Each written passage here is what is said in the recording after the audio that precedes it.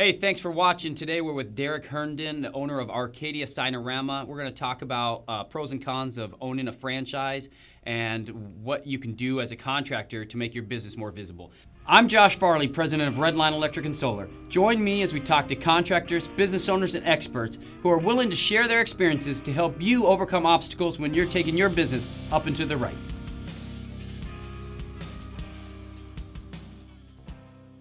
Hey, thanks for joining us. Tell us what you do and who you do it for. Okay. Well, as Josh indicated, my name is Derek Herndon with the president of Arcadia Sign-A-Rama. As the name indicates, we're in the sign business. One thing I didn't realize until I got into the sign business is literally signs are everywhere. I mean, Josh, it goes from you've got a doctor's appointment, and I'm going to get in my car and I'm going to drive to that appointment. And when I get in my car, I am looking at street signs, right, to get my bearings. I'm driving down the street and I'm looking for address numbers. I'm looking for the name of that business on the side of the building. I get into the parking lot as I'm parking next to that commercial vehicle with the vehicle lettering or right, the vehicle wrap. Hey, meet me at the building with no sign. Yeah, exactly. Good luck finding that. Right. And you get out of your car and there might be an A-frame there at the doctor's office that talks about entrance. That's what we do. You get inside there. There might be a retractable banner stand up in the lobby that gives you some advice on cold and flu season and how to avoid the flu, etc. Something a little less permanent, but in your face. Exactly. So everything from that vehicle that you park next to that sign on the building. Sometimes directional signs when you get off of an elevator and it's telling you which way to go. Right. Trade show graphics, etc. So that's what we do. Signs, they're everywhere. No, yeah, I mean they are everywhere, and I love the tagline of your business. Can you tell us what it is? No.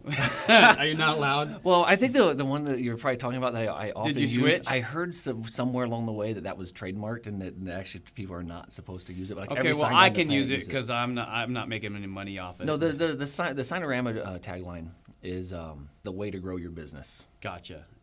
Signs, the way to grow your business. Correct. So why can't we talk about the other one? I mean, a business with no sign is a sign of no business. I love that. It's just a saying that it's ingrained in my head now after years of networking. Yeah, when you break it down and you think about what it says it all. Right. A business with no sign is a sign of no business because that sign generates revenue. It drives me crazy when I walk into a client appointment. And it's like, oh, yeah, the landlord's on me. I've got to put up a sign. It's like, oh, just give me something as low budget as possible. Right. And they're sitting on Indian School Road. Right. I'm going, why are you paying a premium to be sitting on Indian School Road in front of 50,000 cars a day and not want to spend money to market your business? Nobody can tell who's in that suite. No, exactly. Well, it's like the ROC. The ROC requires, if you're going to have a truck on the road, you need to have your ROC number on there, and that's the decal. So why stop there? You show up at a house or a place of business in an unmarked vehicle because you're not proud of what you do. Maybe. Right. It's like, and I don't want anybody to know that. And there are a lot of contractors out there that show up in unmarked vans. Nobody knows if they're selling ice cream or drugs or if they're there to do some work on the business. Which drives me insane. I see it all the time. Some of my subs, sometimes we work together with other contractors. They show up and I'm like, who are you? This is not what I was presented when I met with the owner or the technician in the first place. Okay, so Sign-A-Rama, Arcadia Sign-A-Rama, that's your franchise. How did you? What made you take the leap? How did you get into owning a franchise? We talk about leaders and the impact that leaders have in our lives. Sometimes positive, sometimes not so positive. Right. And I worked for corporate America for 18 years. Fantastic company, great opportunities for advancement. I don't know if I ever stayed in a role more than about 18 months as I continually promoted, and amazingly content with probably the best boss I'd ever had in my life. And she felt like she had a calling to do something bigger and better, and left corporate America, go into the nonprofit sector, and was quickly followed by probably the worst boss I ever had in my life. And after 18 years, I literally just woke up one day and I said, I'm done. Right. It just wasn't worth it. What do they say? People don't quit jobs, they quit bosses. Right. It's that was the case for me. It's definitely true. You see it in every industry for sure. I mean, if your leader's not paving a good path for you, then what do you do? Right. So you quit your job. Quit the job, and then.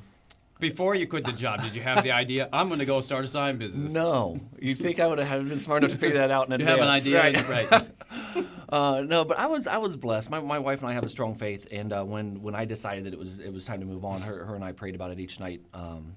Together, and within probably 2 weeks, I mean, after 18 years of never even thinking about leaving the company, after 2 weeks of making this decision, I was pulled into my senior vice president's office, and she said, "Hey, listen, we're going to do this restructuring. So your teams, are going to be merged with another team. So technically, you're displaced." And I'll never forget what she said to me. She goes, "But don't worry." She goes, "I don't care if I have to hide you in a closet. We're not going to lose you." And I go, "Yes, you are."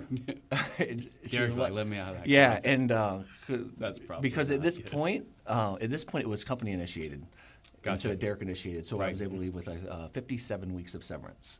Holy so crap! Yeah, so with a little safety net like that, That's comfortable. yeah, it made entrepreneurhood look a little less scary. That's something most contractors will never be able to give their Right. their team. I mean, that's insane. Yeah. Well, good. I mean, good for you. Yeah, yeah. Obviously, good for you. So you took a vacation. Yeah, let's say after about 6 months, Right. Yeah, 6 months of messing around and traveling with my wife and having a great time. I realized, this It's gravy gonna train's run going to out. end eventually. So I just did a bunch of networking and just met with people. And in the interim, I was helping a friend of mine that had a struggling business. And he's all, "Well, I go out, I try to make sales, and when I'm out making sales, and there's no one making, the product, and then I come back in and make the product, and then no one's making sales, so he's in this catch-22." I said, "How hard can it be?" I go, "I'll come in and donate some of my time for you and help you get your business started." And it was a sign business. Gotcha. So it was just so ironic. But so I would be working in his office making signs and stuff. I kind of like this. It's tangible. I'm working with my hands. We get to create stuff, and then you get to see that Night and product day out in from the market. corporate America. Yeah, it was right? completely different. I felt like we were actually making something. Living the American dream. building I something. get it. So that was really cool. And then through some networking opportunities, a friend of mine started talking about this wonderful business opportunity and the ROI for this company and everything, all these business terms. And I kept saying, "Well, what is it? What is it?" And he wouldn't tell me what it was. And then finally he goes, "Well, it's a sign business." I'm all, "No, I You're can't waiting do for that multi-level. It's a multi-level Yeah, marketing. yeah, It's right. Avon. Right. Right. It's a sign business. It's a sign business." And I go, And I can't do that. I'm helping my friend right now in his sign business. I can't be a direct competitor. And I went to my friend and told him about the opportunity. He goes, "Take it." He goes, "There's plenty of work out there for all of us." Going back sure. to, have you seen how many signs there are out there? I'm like, "Yeah, but they already all have them. Who's going to buy another sign?" Right. So that's how I got in the sign business. It just So felt you meant bought to a be. shop. You bought a franchise. You moved in next door to your friend. Now he's out of business. Yeah. Okay, Basically. So let's talk about. So you bought a franchise. I did. So the franchise itself has the backing of all the structure that you need.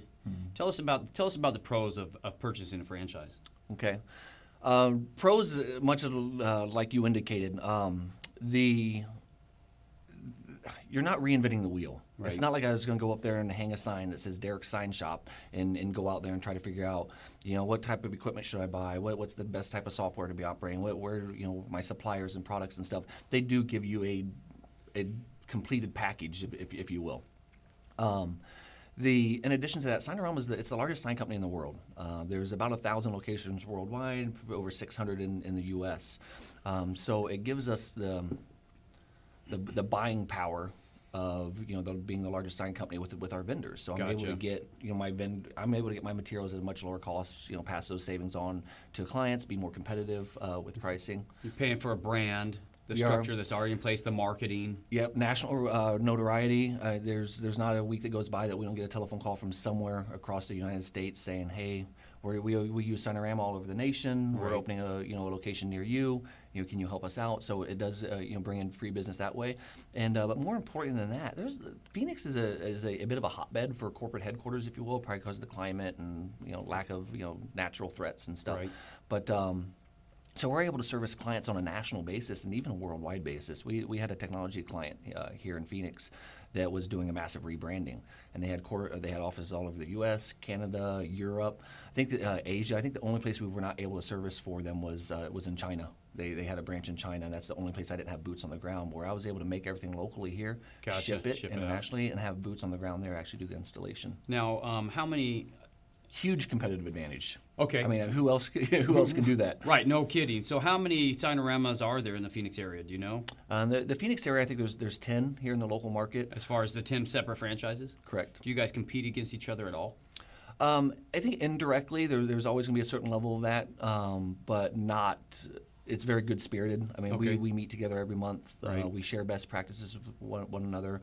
We do everything we can to support one another. And the relationship's even matured to the point where we'll share P&Ls with one another on a percentage basis and say, hey, how are you only spending X percent on Right. cost of goods and I'm spending 1.5% more than you? What are you doing?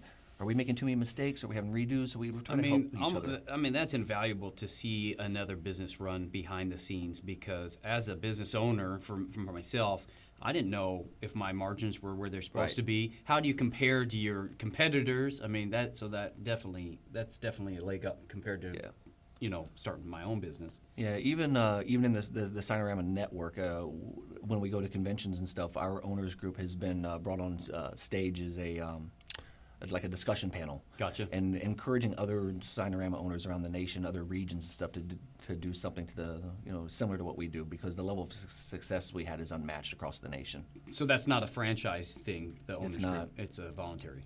Yes. Gotcha. Something I would Okay. like to take a lot of credit for is establishing.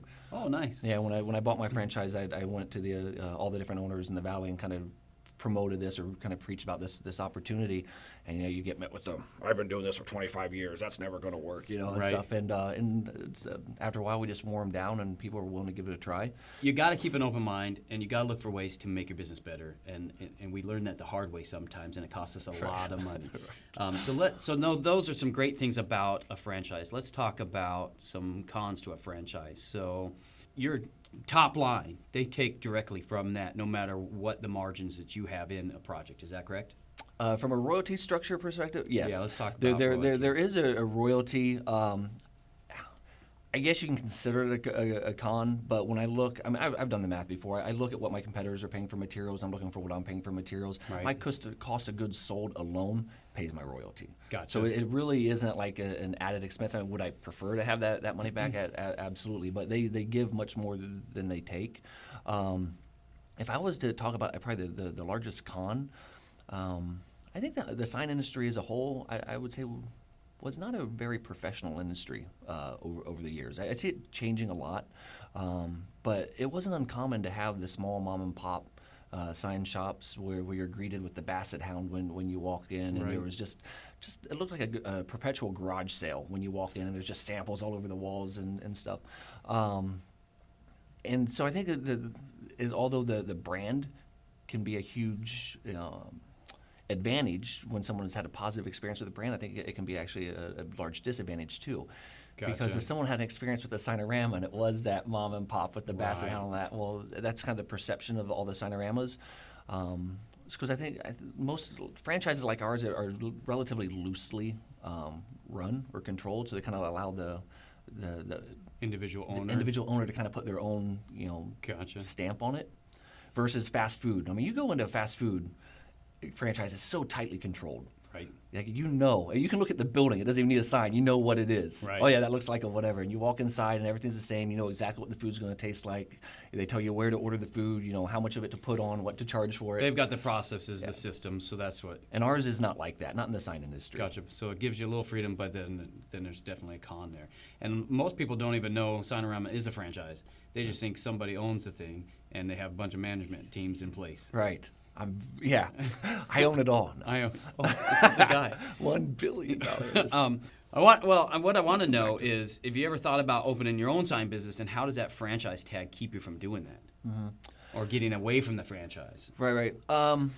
One, I don't know. Probably a multi-step answer. Could you? Probably. Would I want to? Probably not, Right. in all honesty, because again, I think the value of what they bring to the table versus what they take, I think what they bring to the table is a lot stronger. But the franchise as a whole is never going to say, hey, here's a process, and we're going to teach you everything you need to know about the sign business, and then once you've learned all that, go ahead and drop us. Right. Yeah, there is a contract in place. It is for X number of years. There are non-competes in it. If I was to leave the Sign-A-Rama franchise, I would have to be out of the business or out of the region for a certain amount So of that's territory. also why you pay a premium for those processes, the systems that they have Right. in place. I mean, that's what we feel like. If you're trying to sell your business, the best value you're gonna have is having a process and systems in place where somebody can come in at any given moment and know exactly what the next steps are. Yes, and I think that's true whether you have a franchise or whether you have a business. You told Josh, you asked about adding value. Right. Whether I'm a franchise or I'm an independent business, that's how you add value to your business. You have to have set processes. No one's going to want to come in and if you're looking to sell your business, no one's going to want to come in and buy a job. Right. You You could have the processes there. Sign-A-Rama could give them to you, but you might not be following them. Correct. Right. Right. But I guess I'm just encouraging anybody who's not a franchise to still develop those processes Right. and have them in place. It makes managing the expectations on your employees easier if they know what what the For expectations sure. are. Right. They know what success looks like. You have those processes documented. It makes you probably much more palatable or attractive, to a potential buyer. So coming from the corporate world, you bought a franchise. What was the number one struggle? Like, what was your biggest struggle and how you got over that? My timing wasn't great. I mean, the biggest hurdle that we probably had to overcome is we started our business in December of 2006. Okay. So. Oh, that's perfect Yeah. timing. You were in business everything's then, on right? the upswing. Yeah. So yeah, Business was good. My plan may have been all right, but my timing really sucked. But so we did like everybody did. I mean, we just got lean. And I didn't know any better. I didn't know what success looked like. I didn't know what the glory days looked like when everybody had more work they knew what to do with. So I came into an environment that was just tough. It was cutthroat. But we really saw it as an opportunity as well, because we were a young company. It was only a couple years old before I bought it, so it was pretty lean. It didn't have a lot of overhead, so it allowed us to be pretty nimble. And one of the things that really worked to our advantage back then is there was equipment leases, and there was actually even a lease to the franchisor. Building lease, Right. there was a lot of obligations that we had, and the market was such that everybody just wanted to know they were going to get their money. I think so many people were defaulting on their loans, and we had some cash flow, so we used that as an opportunity to actually renegotiate leases on both the building as well as renegotiate leases on equipments and to actually get buyout options. Gotcha. When everyone else is defaulting, we're actually contacting them and saying, well, what if we paid this in full right now? What kind of discounts could you give us? And they were so highly motivated that we were able to knock off tens of thousands of dollars on just about every lease that we had, from equipment lease and business purchase and stuff. Just because they want to be sure they'd get their money. Nice. So we kind of doubled down in the bad economy, strapped our cash flow and bought out, but actually ended up reducing our total outlay over a couple of years, probably about $30,000. Right. So you made it through the tough times. You capitalized on buying your equipment. I mean, that's key. So if the market's on a downturn, you definitely can negotiate. Everything's negotiable. Right. I mean, everything. I mean, we get it on the smallest scale to the largest scale. Can you put my ceiling fan in for $5? Yeah, I'll buy the fan. Or Right. whatever it is. How do you get new customers now? Does Sign-A-Rama help with that? As far as a corporate structure, or do you guys pool and work together? Yes and yes. There is an ad fund that we contribute to on a national basis that does national marketing, but it's more brand awareness type stuff. I don't know if it's necessarily going out and getting new customers. It's just trying to stay relevant. Gotcha. Then on a local level, the Sign-A-Rama owners in Arizona, we all voluntarily contribute to a fund each month, and that's part of our owners group. Gotcha. We use those funds to. That's not a set Sign-A-Rama. No, it's standard. something that we decided to do Gotcha. on our own, because at the end of the day, we're still small businesses, Right. And it's not easy sometimes for a small business to make the impact that they would like to make on the community, just because of sheer resources, For sure. whether it be money, employees, whatnot.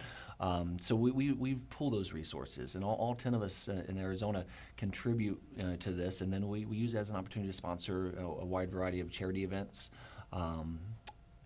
That You we guys do couldn't the March of Dimes. we do. We March for support Dimes. March of Dimes, March for Babies event each year. Yep. But things that we wouldn't necessarily have the opportunity to do is an individual store, because Right. it's just too much. Correct. But collectively we're able to do a lot more good. Gotcha. Do you like owning your own business?